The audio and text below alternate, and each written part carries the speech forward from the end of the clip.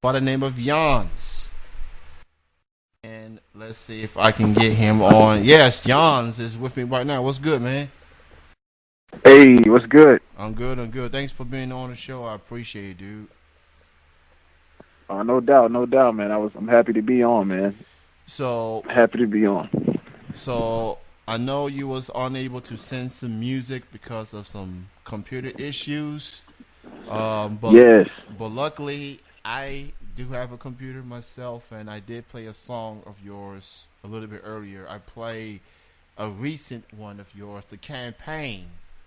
Awesome. That's the one I wanted to send. Yeah, so it has Jordan Jetson, who I've interviewed earlier this year, and I don't want to get the other guy's name wrong. Is it Matez? That's what his name is. It's Metez. That was close. Okay, so Yeah. I apologize, sir, if I got your name wrong, pronounced it wrong. But That's fine, man. that's I understand. very, very tricky. I'm just gonna say that for the record. Yeah. A lot of names are, man. So it's totally understandable. So I live in Lexington. You live in Louisville, and when I first started interviewing local artists, it was mostly towards Lexington's and all of Central Kentucky. And now, as of 2017, I'm starting to reach out to Louisville artists, see what's going on there, and y'all got a hell of a good scene out there, and on the hip hop side of things. Oh man, thanks. So, what got you started as a hip hop artist? How did it start off for you?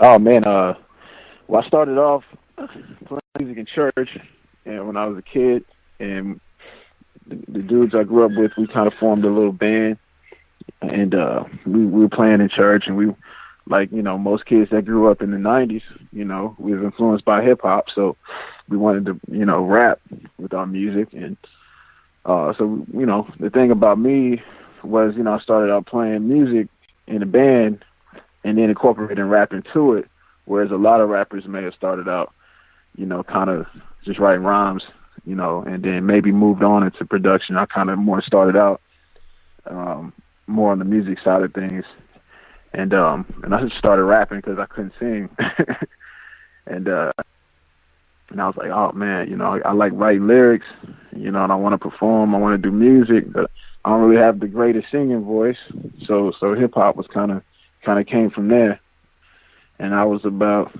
14 around that time. So yeah, that's pretty much how I got started. So, who out of the artists that you grew up listening to, who are your influences as an artist? Definitely.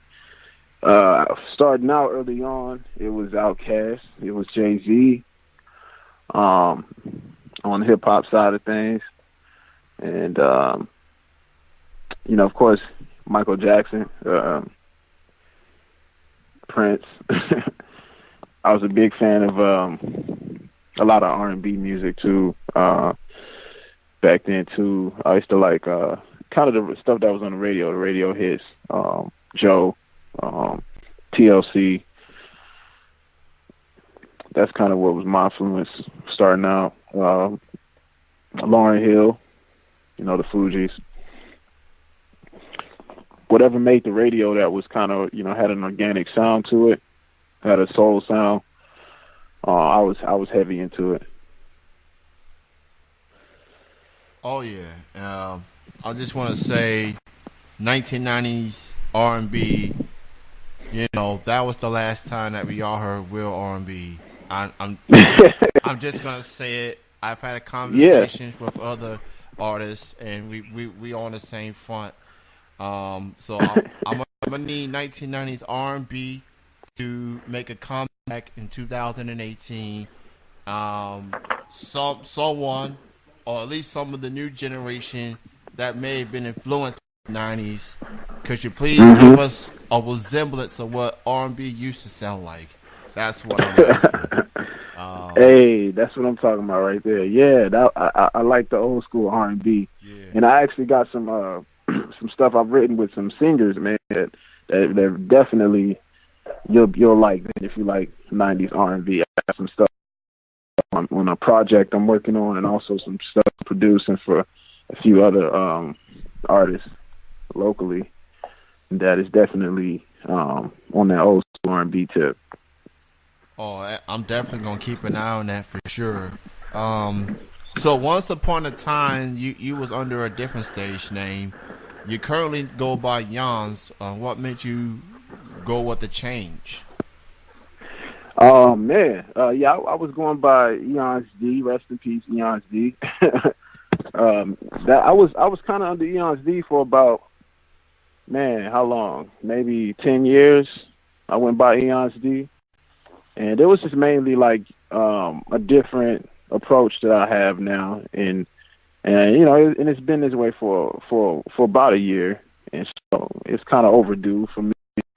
I feel like it's a good thing for artists to reinvent themselves, especially if you haven't reached, super stardom as a musician. You have that's one of the perks in the indie artist is you can reinvent yourself if you want to. And if you want to go different direction musically, you can do that. You have the freedom. You're not signed to a label. You can do whatever you want as an artist. And so Eons D, under Eons D, I like the music I did under Eons D. It was, a lot of it was great. I just felt like, I was ready to move on to something new, and it's exciting to just, to let go of a lot of, because when you're an artist for a while and you've done it seriously, even though may not have been professionally, if you've done it seriously and you took music seriously, after a while, you begin to get burnt out if it's not moving like forward, sense of you're not doing it for, you're not a place where you can really make a ton of money from your music to support it. A lot of baggage can develop over time, with that. So for me, it was just like a new way to approach being an artist, and in a lot of ways I'm moving musically is different. So I just felt like, Yons is what a lot of people were already calling me anyways, because that's just how they pronounce Eons. So I just went with Yons. I just felt that was simpler. And whereas Eons D, I just felt sounded kind of like a old school hip hop artist, or like I don't know, like to me it comes off like a Immortal Technique or something, that type of rapper. With nothing against Immortal Technique, but I just felt like me personally, I'm going more musical or different approach, not so much focus on emceeing in that sense. Even though I still take emceeing seriously, I wouldn't consider myself just an MC in that sense. I gotcha. And I first heard of you through a hip hop blogger by the name of RJ Meads. Shout out to him. Shout out. He's the truth. Yeah, so many hip hop artists that I know of. Either I go to a local show or I read one of RJ Meads' posts, and he be promoting so many artists, not all over Kentucky. Like there be some cities, Kentucky that I don't even know of existed, and then he finds them and puts the music on their website. I be jokingly telling RJ, where do you find these people, man? He's on the grind. Shout out to RJ, good guy. I've met him a couple times, and that's definitely the number one source for Kentucky hip hop. It don't matter if you're a big name or up and comer or veteran. Don't matter who you are at the state of your career. If you are under RJ's radar, that's a pretty damn good deal to me. So yeah. So shout out to. I agree with you. So now this campaign joint. Let's get into that. You, Jordan, collaborated on this record. I've interviewed Jordan earlier this year. Very cool dude. What was it like working with this track, the campaign? Man, the campaign was fun to make, man. It was a pretty much it was definitely a with that song. Started out because the horns and stuff on there, that's actual. I had a guy play for me. He doesn't even live here. He lives in D.C. The guy that's doing the horns. I wanted to do something kind of big, and I wanted to do something. I'm trying to do more and more music that's different, and in that phase, I was trying to do stuff in an epic way. So I was like, I want to make a big record, just to talk about what space means or whatever, and what what the space campaign is. I just wanted a record just to kind of express that. And production wise on it, I started with the the Rhodes keys that you hear in there, and then shout out to Sultra Divine. She did the hook. If you can hear in the background, it's a small part in there that really I wanted to hear in the song. And so that kind of sparked some more layers that we added to it. And then, at certain points we got kind of bogged down with the mixing of the song. And so that's what delayed it. Like, that song was supposed to drop, like, during the summer. And that's one thing that the other side of the music that a lot of people don't know about is when you get into the mixing and the mastering and things like that. And I had promoted the song before it was done mixing and mastering, and I learned never to do that again. Like, I had put up the fit on a certain date, and I hadn't fully mixed it. And somewhere between that time and me mixing it, I realized, it wasn't sounding how I wanted it to sound. And so it took another few months. So we finally, dropped it, I think, last month. And it came out how we wanted it to come out. But it was definitely a process. But working with Jetson on that, man, it was amazing. I love working with Jetson, man. We just get each other ever since we, worked on Inner Space, man. We just got a natural chemistry.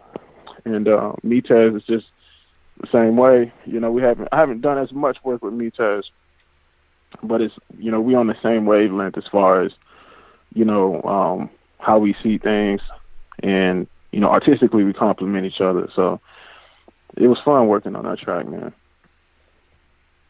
The Campaign is the name of the track. Go give it a listen. It's on SoundCloud. I think it should be on other digital music sites. And I admire you for what you said, because, again, it just goes back to my analogy that I call artists chefs. Like, it's you want to get that good meal done. You gotta wait, man. And I appreciate guys like you want to make sure everything's on point. I gotta let you go, man. But thank you for being on the show. Truly appreciate it. You have a good night, man. Thanks for being on.